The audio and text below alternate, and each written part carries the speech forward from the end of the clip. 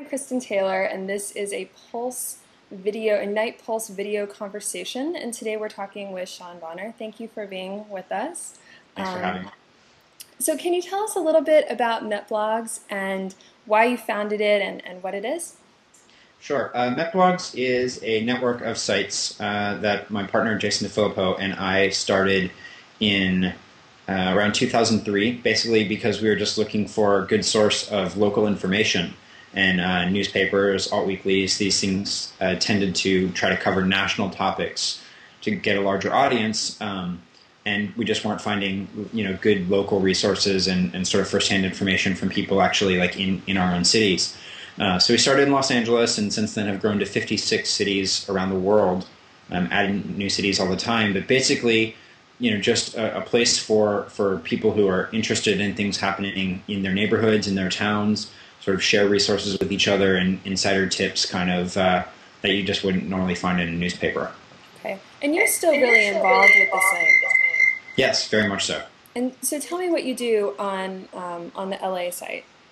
Well, on the LA site, I stepped back a little bit, and because I travel so much to other cities where we have Metblogs and to meet our bloggers and sort of see what we're doing, and have tried to give a bit more of the controls of LA over to people who are in LA more often than I am.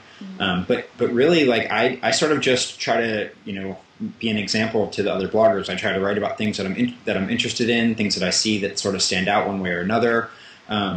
Just kind of like what I think that people would want to know about. So when I see something that maybe previously I would have emailed to a couple people in Los Angeles that I knew would be interested, I blog it instead.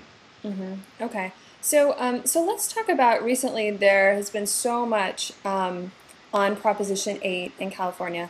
And I'm incredibly interested in what happened on Metblogs, particularly surrounding the arrest of someone whose username is, I think, Panasonic Youth on Metblogs. So tell me kind of what happened, why you posted, and then let's talk about what happened after that. Sure. So, there were several protests in Los Angeles and around California after Proposition 8 passed. I think a lot of people just expected it not to. And then when it did, they were sort of just completely shocked and didn't understand why. So there was immediate protests and outrage in several cities, including Los Angeles. And so there were several protests. I think this was the third day of protests when this happened. And basically, two people were arrested at the protest in Westwood. The exact details about what caused the arrest are still not being made public because there's lawyers and things trying to decide about it. But basically, what has been confirmed is that a Yes on 8 supporter drove into a crowd of protesters, assaulted one of the protesters, and then when other protesters sort of stepped up to find out why the police who were standing there didn't do anything, two of them were arrested.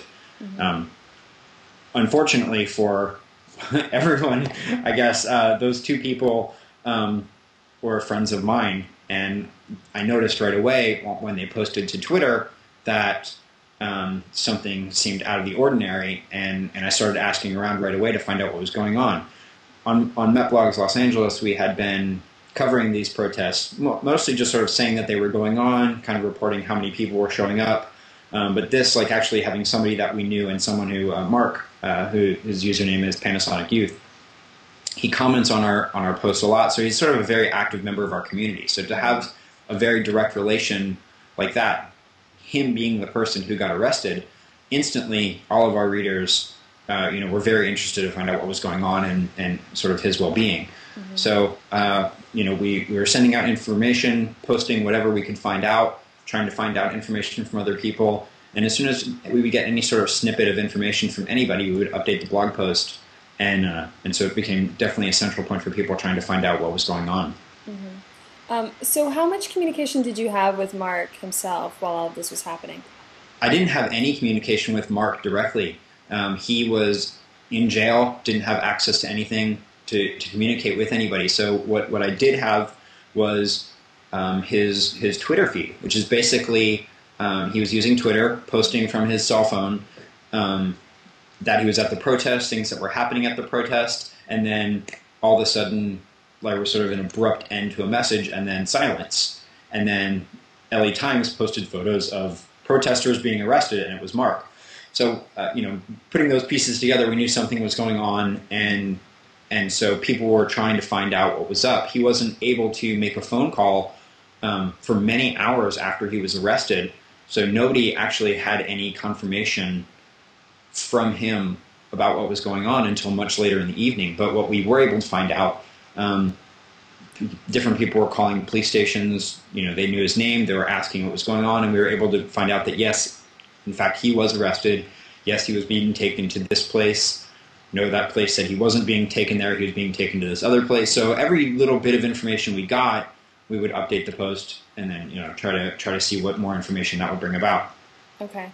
And so tell me more about what it seems to me this blog post sort of became. When do you see this on Metblogs? When do users kind of really come together? Because it feels like they sort of rallied because this was a community member. Yeah, this actually happens from time to time. The fact that Mark posts on the site occasionally certainly helped, but we've seen this sort of thing happen in other cases where it's not necessarily somebody from the community as well, where it's sort of like an event that's happening right this very second, and people want to know what's going on. They don't want to read an article 3 days later that kind of wraps the whole thing up. Mm-hmm. They know something's in flux right this minute, and they want to know what's happening. And so people sort of get involved with the actual information gathering. People go out, they make phone calls, they come back and they post a comment, and they sort of, so it's not just me saying, hey, everybody, here's what's going on. It's sort of me saying, hey, here's the situation that's starting. I'm not sure what's going on. I'll let people know when I know more, and then people feeding me back information, and everybody sort of contributing to the story. Mm. Is that something that you thought would happen when you started Metblogs? No, when we started Metblogs, I thought it was going to be a place where I could find out where there was good sandwiches during the day, or what street had bad traffic and I should avoid it. Mm-hmm. But it's very quickly turned into something much greater than that, and we've seen over the past few years many different situations like this, and much larger than this. Something like Hurricane Katrina, or very, very large situations that impact millions of people versus a handful of people in one city. Mm-hmm. where people rally around the site, and it really becomes a focal point. Wow, that's great. How much does Twitter change that? Twitter has changed it. I don't know. It's changed it a lot for sure. If only that we're getting information much faster. Before we had submission forms, people could email us. We would talk to people, and we got information fairly quickly. But with Twitter and the ability of anybody, who we happen to be watching or following sort of keywords or something, people can send something from their phone. This is what's happening right this very second, and we can blog about that. 60 seconds later. That's definitely sped up the turnaround time on a lot of it. Okay, that's interesting. Has what happened in this situation, do you think that'll make you do anything differently, or is that something that people in other places might be able to use when a situation happens there? I think it's definitely something, every time something like this happens, you sort of keep that in the back of your head for situations that go forward. I know that maybe last year when something would happen, I wouldn't necessarily think to immediately check Twitter. Mm-hmm. Now, if something happens and it's not somebody that I already know or I'm following, I definitely look to see if they're on Twitter and try to follow, to get an even more update, for posts. I look for people's friends on Twitter, see if other people have information. So I think that going forward, that's going to be a bigger part of it. I know that certainly if something happened to me, I would be using Twitter to let everybody know. Mm-hmm. And how much do you see, since you do live in LA, but you travel a lot, how much do you see of people who are heavily invested in a specific Metblog community, but they don't actually live there? Maybe they did before, they feel, A little bit, not really. Most of our people actually live in the cities that they read about. Mm-hmm. We have a few people who kind of bounce back and forth between two different cities, but for the most part, our cities are highly localized, and unless it's a national story happening, like I mentioned, like Hurricane Katrina, or there was like 2 bombings in London, or any like major event where suddenly the world kind of takes note, then people go there and check it out. But those people don't stay around. They find out about that information and they leave.